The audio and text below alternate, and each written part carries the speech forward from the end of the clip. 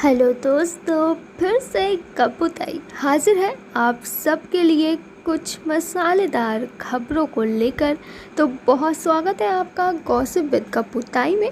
फटाफट से सवार हो जाइए मेरी खबरों की रेलगाड़ी में, क्योंकि यहाँ पर आज आपके मतलब की कई सारी खबरें हैं।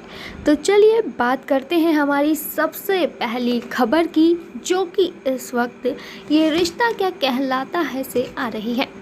तो भैया, ये रिश्ता क्या कहलाता है से बारे में मैं बात करूं, उससे पहले आप मेरे चैनल को सब्सक्राइब ज़रूर कर लें और वीडियो को लाइक करना ना भूलें। बात करते हैं ये रिश्ता क्या कहलाता है कि जहां से कपूताई एक बहुत ही मसालेदार खबर लेकर आई है। ये बात तो आप जानते हैं कि अभीरा इस वक्त शो में प्रेग्नेंट है, लेकिन ये बात अभी तक अरमान को पता तक नहीं है। ऐसे में अभीरा को शो के अंदर चक्कर आ जाता है, वो बेहोश होकर ज़मीन पर गिर जाती है, जिसको देखकर जो अरमान है वो चीखता है और एकदम से वो घबरा जाता है कि आखिर क्या हुआ अभीरा को और क्यों वो फर्श पर गिर गई। ये बात अभी तक अरमान को नहीं पता है कि अभीरा प्रेग्नेंट है।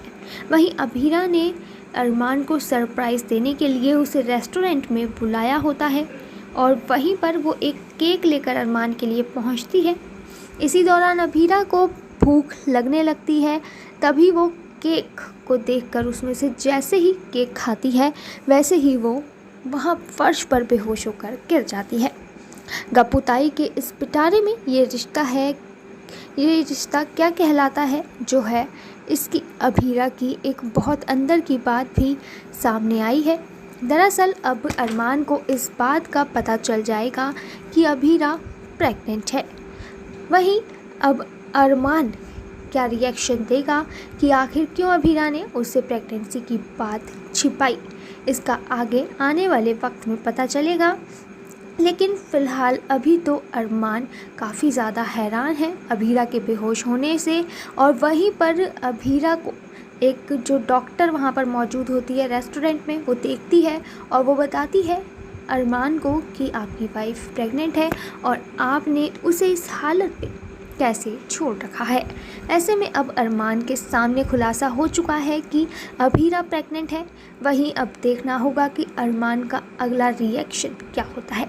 क्या अरमान अभीरा की प्रेगनेंसी पर उससे सवाल करेगा या फिर खुश होकर उसके साथ आगे की प्लानिंग में लग जाएगा।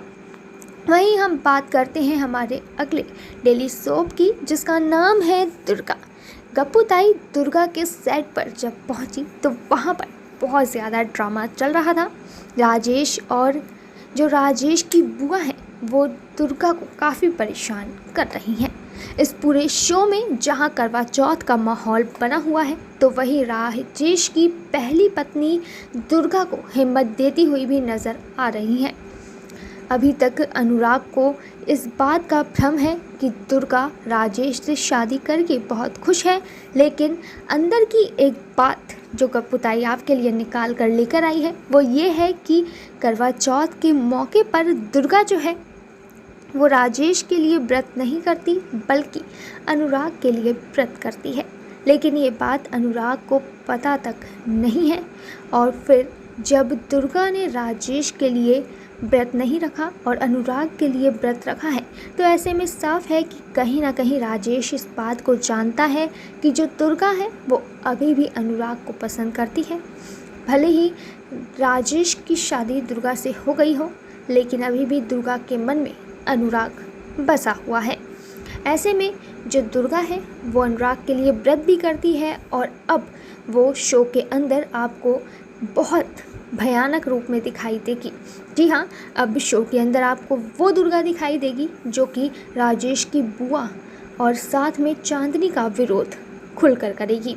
ऐसे में जब करवा चौथ की पूजा के बाद दुर्गा घर लौटती है तो राजेश उसे खाना नहीं खाने देता, जिसका एक नज़ारा हमने देखा कि किस तरीके से उस वक्त दुर्गा चांदनी को चेतावनी देती है कि उसके साथ वो कुछ भी ऐसा ना करे जिसका नतीजा उसे बुरा भुगतना पड़ जाए।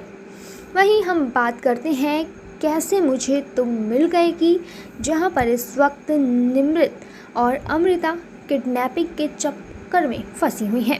आपको बता दें कि अमृता और निम्मी की जो किडनैपिंग है वो प्रियंका और राजीव ने करवाई है और ऐसे में अब अमृता निम्मी को बचाने के चक्कर में खुद ही गुंडों के चंगुल में फंस चुकी है।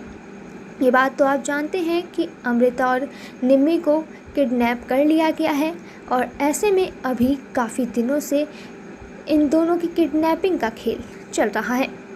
अभी तक जो अमृता है वो जैसे तैसे गुंडों से डटकर लड़ेगी और निम्मी को वहाँ से भगाने की कोशिश करेगी। अमृता गुंडों से लड़ेगी और उनको डराएगी और इसी बीच वो निम्मी को भी वहाँ से भगा देगी। यहीं पर अमृता विराट को भी देख लेती है। दरअसल जब अमृता जो है वो निम्मी को भगा रही होती है तभी गुंडे उसको पकड़ लेते हैं और वो उसे गाड़ी में बैठाते हैं। इसी बीच अमृता एक जो माता की रैली निकलती है वहाँ पर विराट को देखती है और वहीं पर वो विराट को एक हिंट देती है जिससे विराट अमृता तक पहुँच जाता है। ऐसे में जो किडनैपर हैं उन्हें भी विराट पकड़ लेता है और अमृता को भी वो ढूंढ निकालता है। वहीं हम बात करते हैं भाग्य लक्ष्मी की, जहां पर इस वक्त कोर्ट रूम में जो जज हैं उन्होंने ऋषि और लक्ष्मी को एक साथ लाने जैसा काम कर दिया है। गपुताई के पास उड़ती उड़ती ये खबर आई है कि अब ऋषि, लक्ष्मी, रोहन और पारो एक साथ एक छत के नीचे एक ही रूम में रहेंगे। जी हाँ, ये बात जज ने ऐलान किया है कि ऋषि और लक्ष्मी को अभी कुछ वक्त और देना चाहिए क्योंकि इन दोनों का रिश्ता फ़िलहाल ये दोनों खुद नहीं ख़त्म करना चाहते बल्कि कोई है जो इनके रिश्ते को ख़त्म करना चाहता है। ऐसे में जज मैडम दोनों को एक मौका देना चाहती हैं। वहीं पारो की किडनैपिंग के बाद लगातार ऐसा देखा जा रहा है कि भाग्य लक्ष्मी में ऋषि और लक्ष्मी कहीं ना कहीं अपने बच्चों को लेकर काफ़ी ज़्यादा जिम्मेदार हो चुके हैं और काफ़ी ज़्यादा वो परेशान और रिस्पॉन्सिबल होते हुए दिख रहे हैं। वहीं अब पारो की किडनैपिंग के बाद जहां ऋषि और लक्ष्मी की टेंशन बढ़ी है वहीं वो दोनों मिलकर अब कैसे भी अपने बच्चों को संभालने में भी जुट चुके हैं।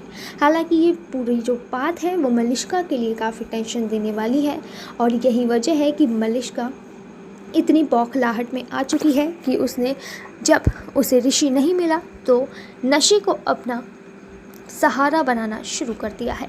मलिष्का अपनी दोस्त के घर पहुंचती है और वहां पर इतनी दारू में धुत हो जाती है कि उसे कुछ भी पता नहीं चलता। वहीं उसकी दोस्त जो है वो उससे दारू छीन कर ले जाती है।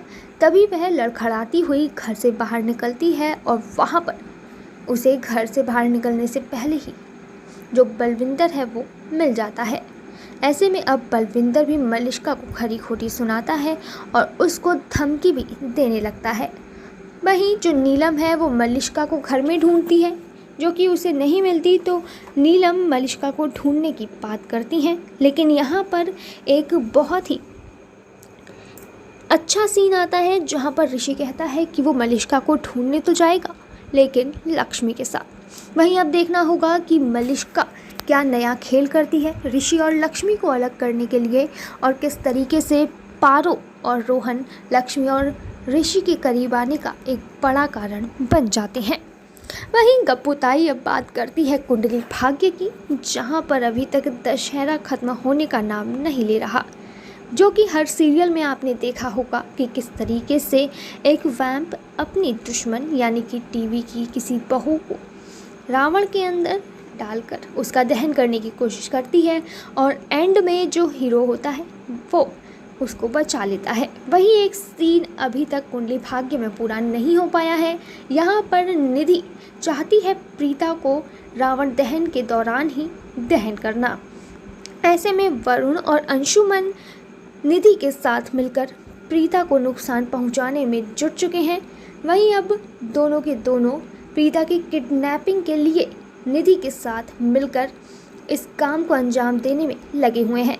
दरअसल जो करण है उन्होंने प्रीता को लेकर एक बड़ी बात कही थी। उन्होंने कहा था कि वो दशहरा पूजन जो है वो प्रीता के साथ करेंगे। ऐसे में ये बात निधि को पसंद नहीं आई और उन्होंने तुरंत अंशुमन और वरुण के साथ मिलकर प्रीता को किडनैप करने का प्लान बनाया। और अब अंशुमन जो है वो प्रीता की किडनैपिंग में जुट चुका है, जबकि वरुण काव्या को किडनैप करने वाला होता है। तभी अंशुमन उसे मिलता है और डांट कर उसे सिर्फ प्रीता पर फोकस करने की बात करता है। हालांकि देखना होगा कि आखिर ये दशहरा कब खत्म होगा कुंडली भाग्य का, क्योंकि जिस हिसाब से अभी भी इसकी जो सीन है वो पूरी तरह से कंप्लीट होने का नाम नहीं ले रहे। ऐसे में लगता है कि अभी यहाँ दशहरा 1-2 हफ्ता और खिंच जाएगा।